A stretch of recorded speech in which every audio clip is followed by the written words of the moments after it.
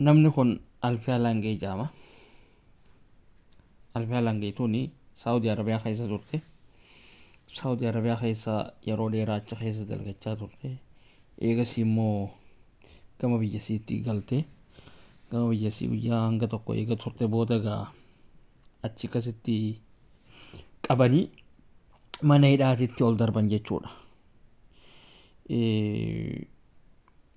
Warri Langee qarsaa nama ilmaan qabu, nama maatii qabu, ilmaan biraa fuutanii hidhuun kun isiniif qaanyiidha. Minaalbaat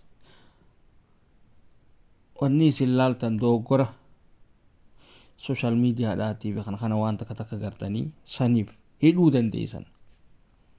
Shamarran biyya Arabaa kun haanuma haasoo malee garaa keessaan qaban. Wanni isin beekuu qabdan keessattuu paarsitee bultoonni warri akkanumatti fuutanii nama kana ilmaan biraa fuutanii nama hiitan kuni intalti tuni waan takka yeroo stressni isii qabee kana ol baatee dubbachuu dandeessi. Isii miti shamarran hundinuu ol bahanii dubbatan. Namni biyya namaa kana keessa jiru xeefinaa soofaadhaa jira. Akkanatti as bahanii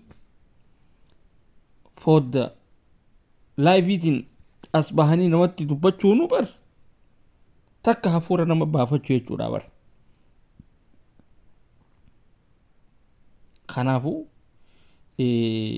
waan akkasii sanfaa jala deemtanii dubbii sooshaal miidiyaadhaatiif kana faa waan ishuu fardiidhaa gootanii kanaa jecha yoomma intala tana fuutanii mana hidhaasan keessan dhugatti isintu fayyaan qabne isii odoon ta'in dhalaa waan feete jedhuu dandeessi. Mas wanni isin beekuu qabdan dhalaan waan feete jedhuu dandeessi, waan isin dhageemu dubbachuu dandeessi. Kanaaf irra laalinaatii baasaa yaaqi qaan jedhatuun isiniif way maal taatanoo namni kun lakkaa ifiifuu nama waggaa meeqa biyya namaa kana keessa ture. Hogga fuutanii mana hidhaatitti ol darbitan maaligaa namnummaan birootu akkamitti isinii dhufa? Hogga isii tana fuutanii mana hidhaatitti ol darbitan huunuu akkamitti dhufaa dhagaa maanta? Kana jechuun nama biraa fageessuu jechuudha. So kanaafuu keessattuu shamarran irratti hin xiyyeeffatina.